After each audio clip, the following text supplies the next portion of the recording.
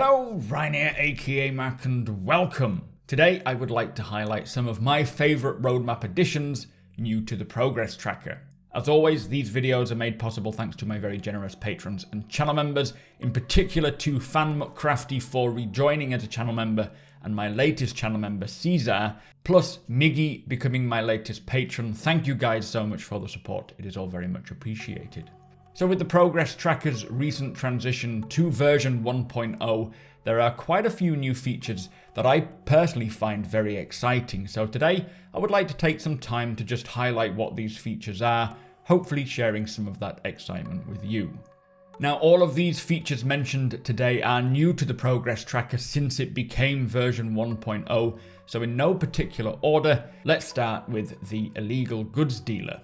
Now, don't get me wrong, when I play Star Citizen, I do tend to waver on the legitimate side of the law, very rarely taking part in anything that would be considered illegal. But of course, every now and again, an opportunity might present itself in which I can make some good money quick. Now, handling stolen goods can be dangerous, especially if you are traveling around the verse, with laws differing from planet to planet and eventually system to system. So having a place to offload these goods is going to be very important. Not to mention, if I'm in need of something difficult to get hold of, a shady goods dealer might be the best chance of me finding it. Now, the illegal goods dealer description reads, the illegal goods dealer is a new roaming vendor AI behavior that brokers illegal products. Located mostly wandering around shadowy and secretive areas, the dealer trades without a license or permission and is always on the lookout for security. So this dealer has 7 weeks work, which begins early next month and ends mid-June. So there is a chance we could see this character in Alpha 3.14. I wouldn't think so, as selling isn't available around that time. I don't think, I cannot remember offhand. But when we do finally get this character, they are going to be a lot of use. So my next favourite features are the backpacks. Now this is actually 2 deliverables on the progress tracker, as we also have generic utility backpacks. And starting with these utility backpacks, it states, creating material variants of the existing utility backpack to act as a generic backpack for the existing utility armors in the persistent universe. I feel like I'm saying backpack too much. So I do wonder if this is a series of backpacks that are designed to be worn over clothing perhaps, as all we have right now are armored backpacks. But these are what we currently have in the PU right now, but in a different material, which will be great to have that variation. And work for this was only 2 weeks, which happened between March and April, so it's technically done now.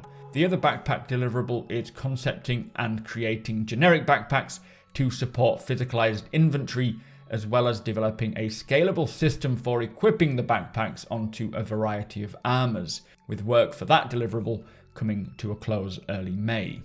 So this will involve not only a new series of backpacks, but also the system in which we can attach these backpacks to the armors themselves. Okay, that's the last time I will say backpack. Anyway, the next on my list is the Male Specialist Light RRS Armor. Now this says it is a modular light armor set aimed for stealth specialization and has 12 weeks work coming to a close mid-June. And I expect this stealth armor will be created to test alongside the new FPS scanner and radar tech, as armors will give off signatures just like our ships do, but on a bit of a lesser scale of course, so a stealth armor will somehow mask these signatures. But the main reason why this is on my list is because it's expanding on the more bespoke armors. Of course it is still relatively combat focused, but I'm excited to see the armors available broaden, requiring us to purchase specific armors for a specific purpose, like mining, salvaging, exploration. All these other areas of the verse will get their own specifically tailored armor sets, and I guess this is all part of that. So my next favourite deliverable is called Shops and Patrons, and this says it vastly expands the interactive usables needed for an assortment of shops and patrons. They will be populating dozens of shops with vendor behaviour previously seen in the bartender, and this will include the coffee stand, the pizza bars, kiosks and more. Now this is really going to bring the landing zones and shopping experience to life. The bartender, although somewhat broken most of the time, does feel pretty cool when he's working, so expanding that functionality to all of the vendors and shops in the verse will tie the whole location together nicely instead of the current deadpan T-posing rude retailers we have now. Anyway, this deliverable has 11 weeks work, which began back in mid-March and will finish early June.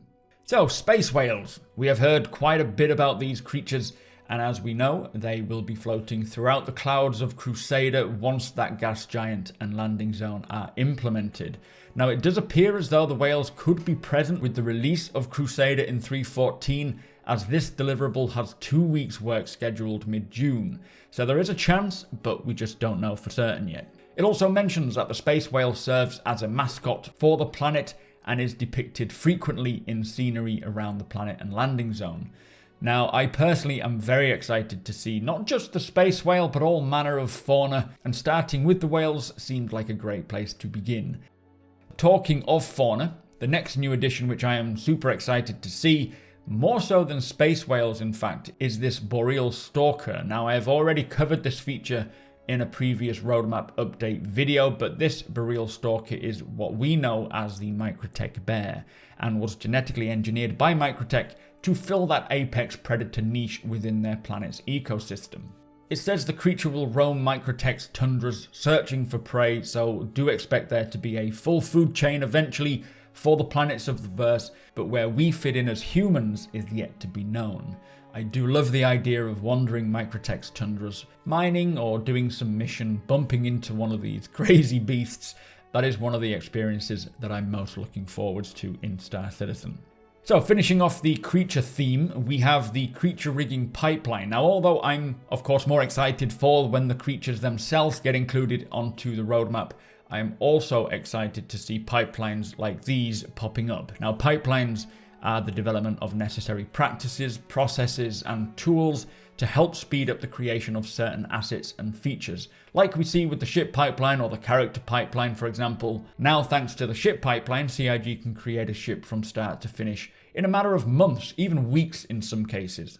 The creature rigging pipeline is going to be an important part of the process in which creatures animate, how they move from four-legged domesticated animals to winged aerial creatures, or even space whales, all the way to the weird and wacky potential designs CIG can come up with. Getting an animal or creature moving realistically is not an easy task in a game, but like everything that CIG has done before, they always seem to find an incredible way to push those boundaries and achieve their goals, and I feel like this will be no different. So I'm really excited to see how this rigging pipeline comes along, and when we can finally see a creature moving planetside for the first time. So my next exciting feature are the building interiors. Something we have heard about from the new Montreal team is how they are initially working to populate the current locations we have in Stanton with content and things to do. And part of that is fleshing out certain interiors for some of the buildings located around landing zones. Now, although we don't know specifically what, where or who we will find at these locations, it is still exciting to know that they are working to expand our current locations and not just adding more. Now, unfortunately, the work for this lasts 36 weeks and only kicked off at the end of March, so it won't wrap up until towards the end of November, beginning of December. But when complete, this should provide more content for players, so we don't feel the need to quantum travel to a new location all the time. Sticking with the Montreal team, we are getting hospitals. Now, these will act as our spawn points and of course take us one step closer to that death of a spaceman mechanic. Now, alongside hospitals, the medical and healing system will expand, allowing players to treat other players and NPCs, which in itself is a huge deal. Being able to heal and eventually revive will be a massive change for the game, and hospitals are a large part of this. Hospitals will allow players to get healed, buy medical equipment, and also help to drive the system to where these med beds and techniques can then be applied to ships like the Karak, the Cutlass Red, the A90 Jump, the Apollo, and of course eventually the Endeavour. So it's an important feature with lots of expansion potential. So the next feature that I'm excited to receive, which we shouldn't be waiting for too long, are the updates to the map, radar, scanners, and ping. Now, these are actually two deliverables that I've rolled into one. The first is the map and radar system rework, which has 4 weeks work between May and June, which is an overhaul to the underlying system and associated UI for the star map, radar, local area map, and minimap. Now the star map is in dire need of an overhaul. It's a cool feature, but it is full of bugs and can be very difficult to navigate with. So this update will hopefully resolve these issues, and I'm assuming this is the conversion of the star map to the new building blocks UI system, but I'm not entirely sure as it doesn't actually mention that. Another great benefit here is that it will introduce the local area map. Now this is an FPS map to help us navigate while on foot, which is something that we've been needing for a while now. The radar scanning and ping update is also a big improvement and is scheduled to release in Alpha 3.14 around the end of June. Now although this deliverable doesn't reveal much about what to expect from these improvements, it does introduce these elements into the FPS side of things. So firstly, as a character on foot, we will be emitting trackable signatures, but also have the ability to scan for these signatures or use our radars to see what's in our proximity. These two sets of deliverables will both be heavily used when they come in, and I'm excited to see how the functionality has increased and what it opens up for on-foot gameplay.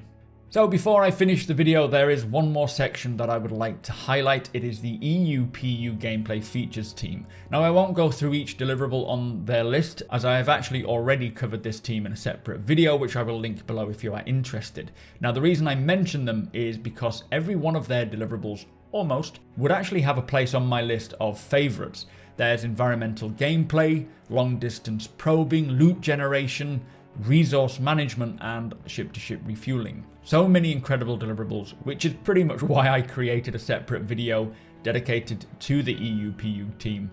But in order to complete my list of favourites, it needed mentioning. And as I mentioned before, if you would like to learn more about that team and what they are working on this year, then do check the link in the description below to my video covering it.